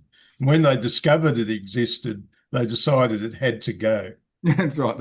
That's right. The introduction I think that's just new part knowledge of the problem. had a violent reaction to. Yeah, it's like Habermas, is sort of like the cosmic Boy Scouts that believes in a universal and good truth. So it's a bit like, absolutely. It's a bit like Nietzsche's accusation of his contemporary atheist philosophers as being nothing more than the continuation of Christianity. So, I was wondering what you'd think on those propositions. Look, I think, Habermas, right, I'm actually having a look at the new structural transformation of the public sphere and deliberative politics, right? And this is Habermas. But this is at odds with reality, one might object, and even now in the oldest Anglo-Saxon democracies. And he's aware of this, right? But he will say, look, the very fact that we have language itself, and we do actually have this imperfect tool by which most of the time we can actually communicate with each other, and it is mostly understood, does indicate that it is possible to actually engage in a deliberative politics, and to actually have a public arena in which you actually do come with the better outcomes, and there is the force of reason, and the better argument can be the one that wins out. It's not always the case by any stretch of the imagination. Just because he's setting up ideals and saying, here is a path, here is like an ideal that we can actually get to, which is like, philosophically coherent, doesn't mean that he actually thinks that it is a reality by any stretch of the imagination. He is, perhaps he is doesn't discuss these substantive issues in as much detail as he could. Perhaps he's lack of a clear path is sometimes evident. But he is aware of the difference between what he puts up as philosophical ideals and the on-the-ground reality. Now, the question is, and this actually comes back to his commitment to the Enlightenment and to the modernist project. You will find that there is a general tendency in the Nietzschean-inspired post-structuralists who basically say that it's almost got a very negative view of human nature or human capabilities to ever reach such a point.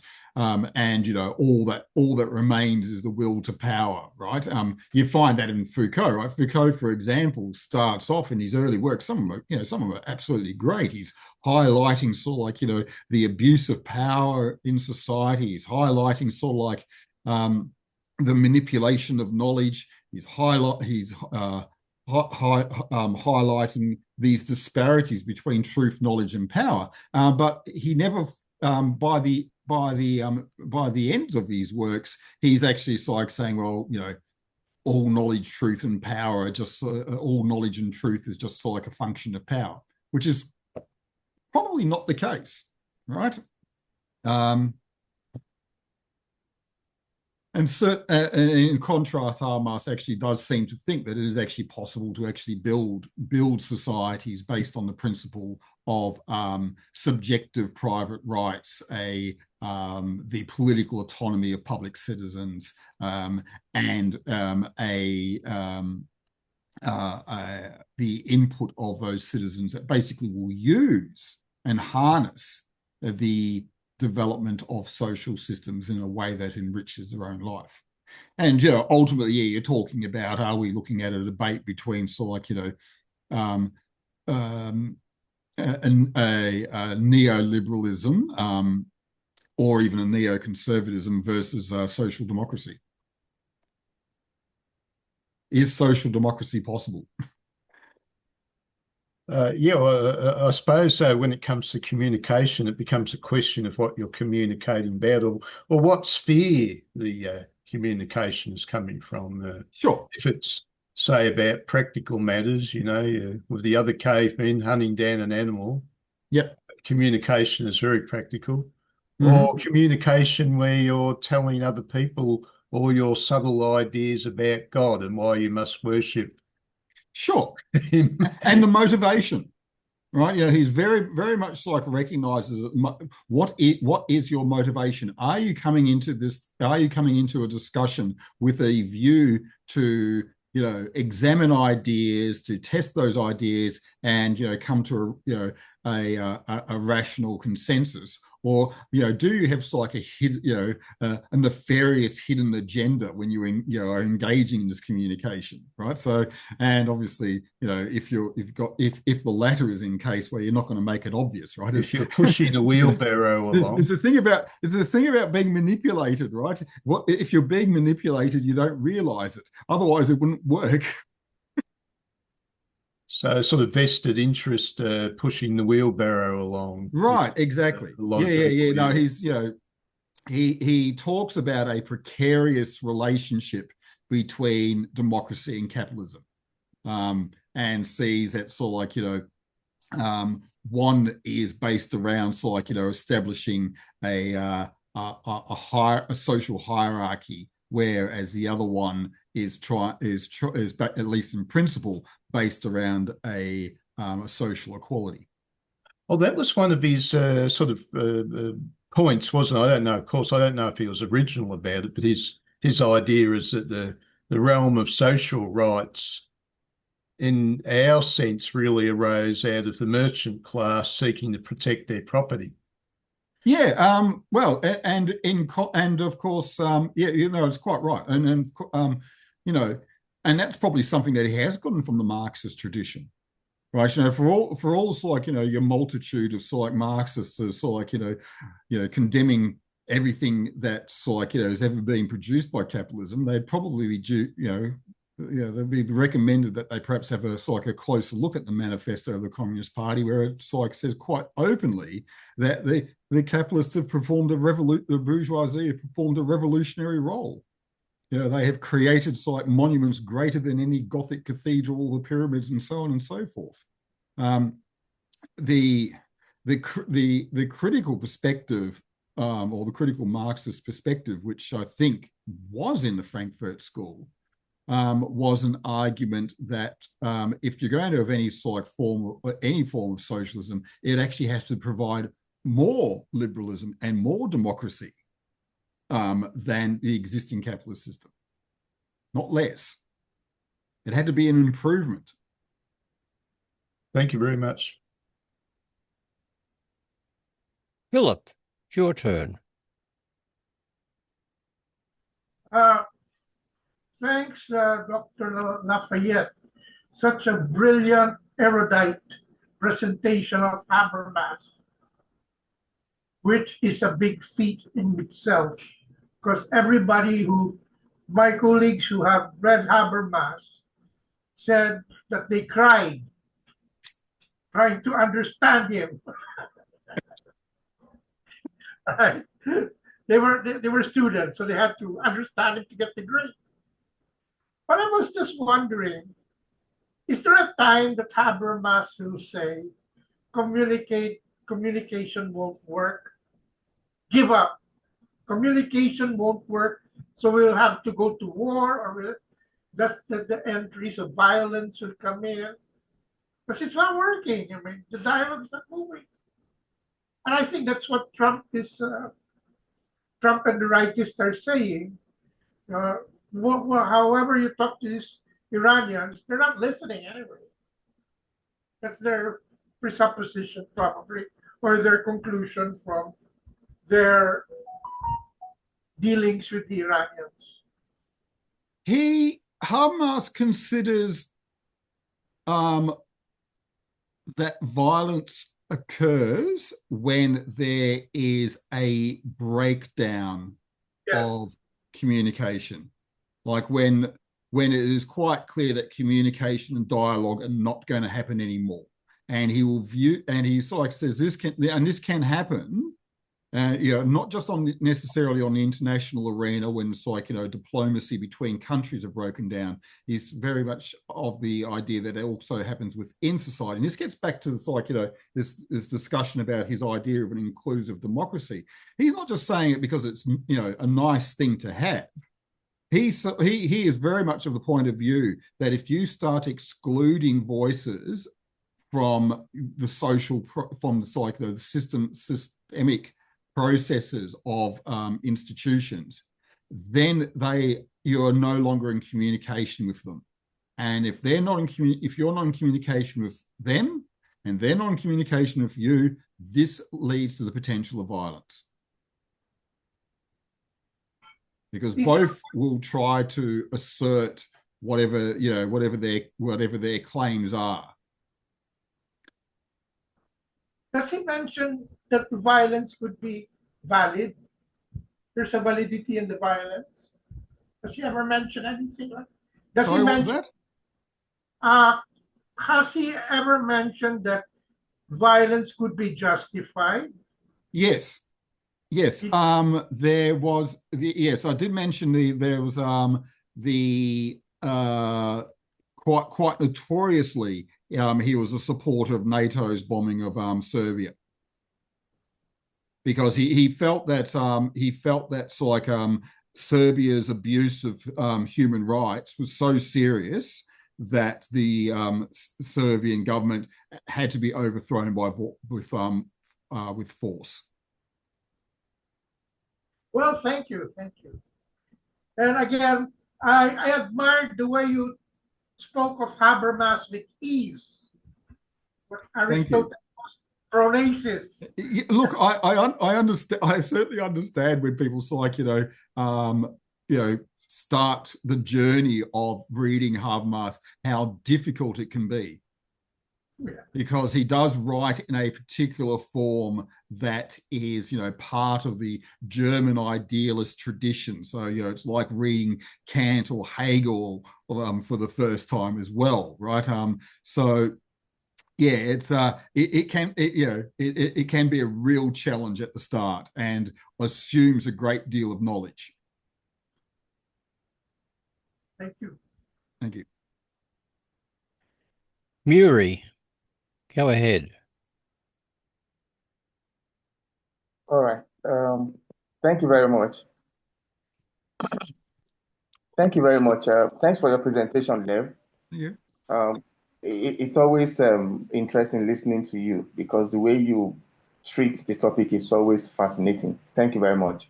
Oh, pleased to hear it. In my view, Habermas offers an ideal model of communication that assumes fair and rational public discussion. Mm. I also believe that if more people internalize this idea, it could improve civic engagement. Can you hear me, please? Hello? Yeah. Can you hear me? Hello? Yeah, you raise a good point actually. Once that is internalized. Sorry, okay, thank you. Let me continue, please. Okay, I was saying that I also believe that if more people internalize this idea, it could improve civic engagement over time. However, I live in Nigeria, and in Nigeria's political environment, where money, power, and media only influences elections and policy debates, how realistic is Habermas' idea that public discussion can independently shape outcomes rather than simply reflect already established political interests? For example, during elections or major policy debates, we often see situations where campaign funding, media visibility, political influence shape what issues people focus on, and even how they interpret candidates. So, in such cases, does public discussion genuinely drive decisions, or is it mainly reacting to narratives already set by powerful actors? Thank you. Yeah, it is a really tricky one because Habermas is so focused on Western advanced, capitalist democracies rather than developing societies. There is potential there when he starts to talk about federalism, cosmopolitan democracy, and what have you, and how you can actually apply his ideas of public debate and public discourse, really challenging in a society which restricts civil society, and whether that's actually viable at all in many developing countries is certainly a matter of some debate. In fact, there is a Journal of Conflict Studies which does talk about this, and I will add that in the link in the chat right now, because what you say is very true, right? In a society which is not just governed by money and power, but absolutely dominated by it, it is difficult to actually be, for a public sphere, a critical public sphere, to actually. Oh, my chat window is not coming up. But anyway, the journal article is called. Where is it? Here it is. It is called. Civil Society in Developing Countries: Conceptual Considerations, and that basically, looks at the potential of like a Habermas type environment in countries where civil society has started off quite weak. Though also it probably has to be, really, when he did his studies in like the early public sphere, it must be recognized that those countries at the time where the early bourgeois society was on the rise were dominated by money and power as well. What they found was a class of intellectuals who were prepared to debate issues and who were prepared to make the social changes necessary that implemented those ideas. Now, that's probably, what the sort of thing that you would have to find in a developing country as well. Something that is like like those spaces that existed amongst Okay, thank you very much. A radical and educated, albeit small, section of the population who had who were aware, probably far more than the masses of people, of what actually needed to be done. Okay, a really good question though, and a really tough problem. So I hope everything goes well for you. All right, thank you very much. I thank you so much. But what I'm kind of aware of Nigeria's what practical steps federal structure do you think can reduce the influence conflict, some of the conflicts that are occurring, the religious motivated violence in particular. Yeah, that's true. Thank you very much.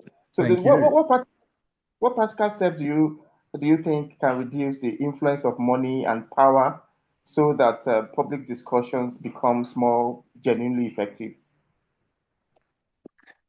Look, I think it's from Habermas's perspective, he really looks at education and instruments of the welfare, which are typical to the welfare state, but also constitutional roles that basically protect private individuals, basically say, the law says that these aspects of civil society are protected. So that's, that is possibly one way that you'd be looking at. Thank you so much. Thank you so much. Thank you. Conrad, go ahead. Thank you. I've got a question for you, but first I'm going to put a quotation in the chat box for you to read. Yep. I'm going to put two that are very short, and then I have a question about them. Mm-hmm. So here's the first one. Oh, yeah. Schopenhauer.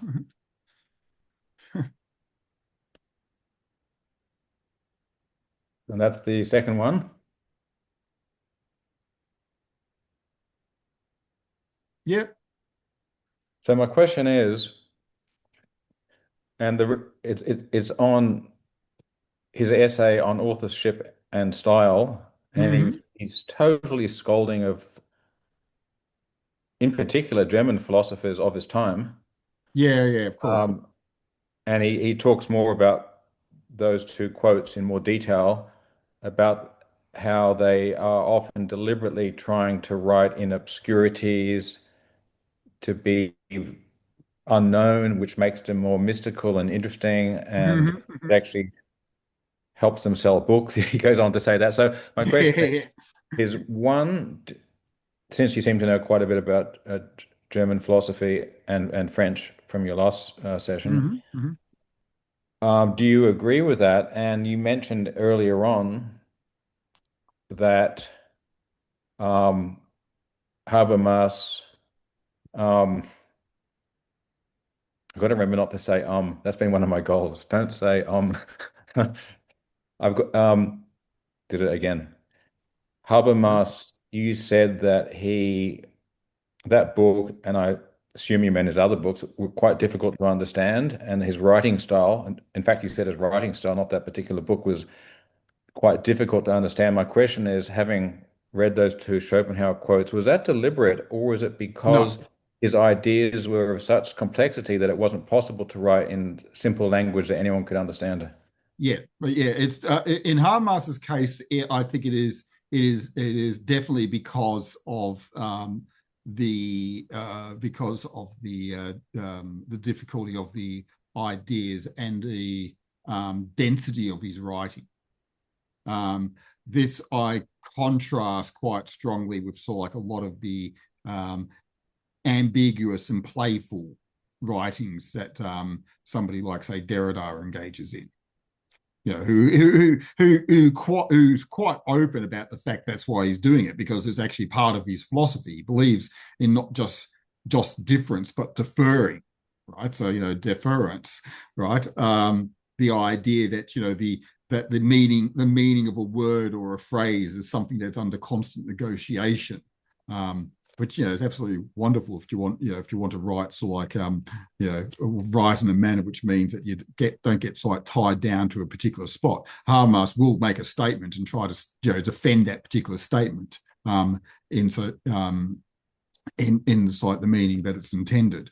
So, this principle that Schopenhauer is talking about isn't being applied to just like a deconstructionist like Derrida, but to other philosophers. So what's your comment on the fact that could most philosophers write with much more clear elucidation, or are they unable to because they're very good at thinking and talking, but they're not good to put it on, because writing the word is a very different process of communication, right, than thinking and talking. So do you think like most people cannot write very well. It's a fact.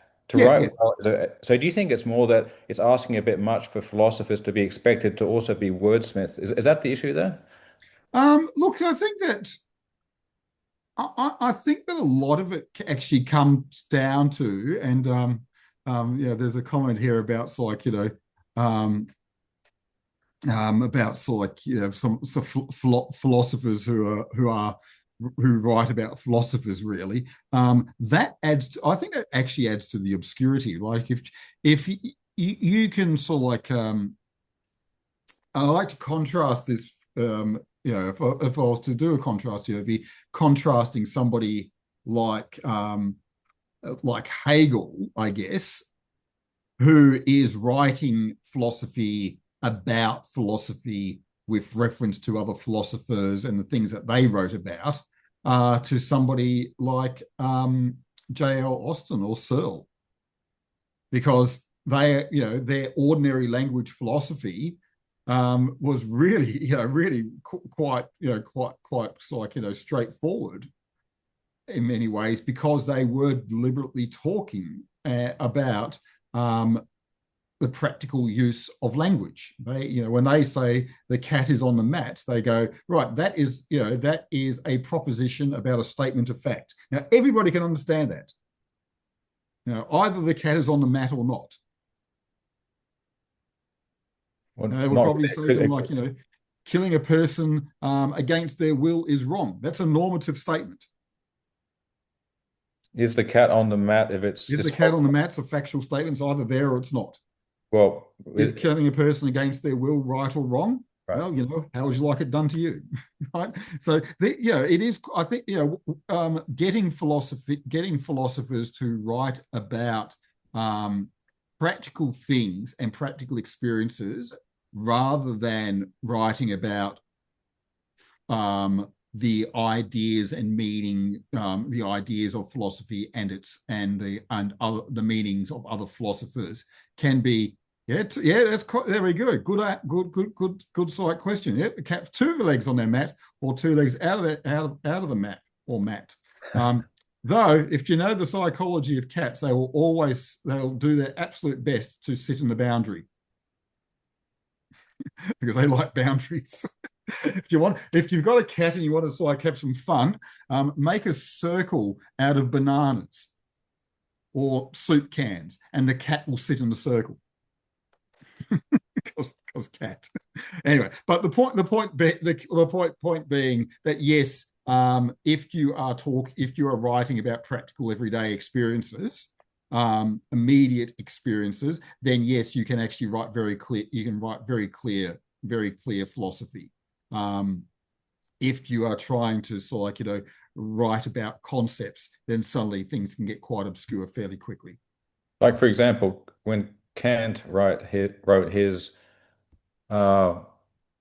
major work, he then apparently rewrote it in a shorter version. because no one can understand it. And is that because he was writing it in such an advanced way, or he just wasn't able to be clear and then he worked it out later? It worked out to be clear. Yeah. Okay. Yeah, that's probably a good argument. Yep. Great. Thank you. And maybe there is an argument that philosophers should do two books. Every time they write something, they should write it twice. Or they could have two. Once for an audience of other trained philosophers, and once for an audience of people on the street. Yeah, I guess it just sounds when people write in convoluted long sentences with words that people don't understand, they actually do appear more intelligent, the writer does, than often if you write very simple and elegantly. It can seem like the person is more wise because you're not understanding. It's like, it must be my fault. So it's just a very interesting. And look, and also can come down to the nature of a particular language. I mean, German in particular, if it's compound nouns, if I saw one of the things, Habermas is something, is often described as talking about Geisterwissenschaften, which is like the study in the evolution of the human spirit, but the entire thing gets squashed together, right? So yeah, maybe it's like particular maybe it differs in particular cultures in their languages as well. Thanks. Thank you. Stephen, go ahead. You just brought up my argument there about the basis for the moral idea that you shouldn't kill other people. To me, is just a product that generally, but not always, generally people want to live. They have some plan to go on living, and they can be rather intent on staying alive. And it seems to me in the balance of things, we're more interested in preserving our own life than obtaining the pleasure of killing other people. Therefore, somehow in societies, there tends to be this, normative idea that killing others is bad, and it serves a social function. But of course, here's the problem. It isn't always true. Occasionally, a person will hold up a sign and say, "Kill me, please." Goethe famously specify whether it was contrary to their desires. Sorry? I did specify contrary to their desires. Okay. Thank you. Yep. Of course, famously, Goethe's Faust has that point where he's about to cut his throat, but he hears the bells of the church, and that creates an elevated experience. So he wants to live again. So this is a problem with general rules, isn't it? That, they might be true most of the time, but not always. Yep. Absolutely. Difference between moral principles and situational and contextual ethics. And that's actually I think that's actually one of the reasons why Habermas encouraged the idea that in order for norms and morals to be universal, they had the universal component had to be based on the procedures rather than the substance. And you felt that substantially, what is right and wrong will vary according to the participants, but the procedure needs to be universalized. And he talks about reaching people basically are reaching a rational consensus as participants in an activity. Can I make a comment on this discussion, if that's okay? Just because to both of you, Lev and Stephen, and it relates to what we were talking before about how Habermas is, the communication is his main thing, and you gave those three examples. It seems to me, from what Stephen was saying, like, it can be this or that, that it's related to human being. When things get too complicated, then the ideologies and the group and the tribalism sets in, and it makes it very clear for your consciousness. Otherwise, you have a lot of cognitive dissonance trying to understand subtlety, gray areas. This is my issue with the human condition is we're not really built for shades of gray. We're built for black and white. That's how an organism evolves. It's like this or that, kill There's so a fly very, very or fight. interesting. There's a very interesting recent study about the propensity of conspiracy theorists to be unable to deal with complexity and ambiguity. That's interesting because I thought they often... a quick Google you'll find the paper. It's basically it's almost seen as sort of like, a universal trait among them.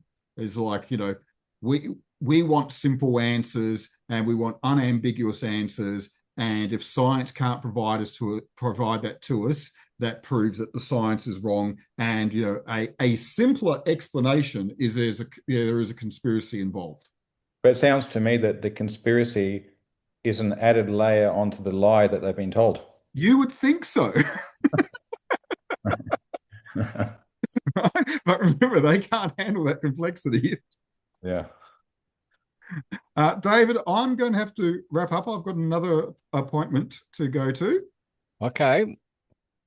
Thank you. Thank you for the presentation on Habermas. Thank you. Been an absolute pleasure again, and so wonderful questions and discussion have followed on from it as well. Yeah, great. All right then. Until next time. Yep. Cheerio. Cheerio. Thank you.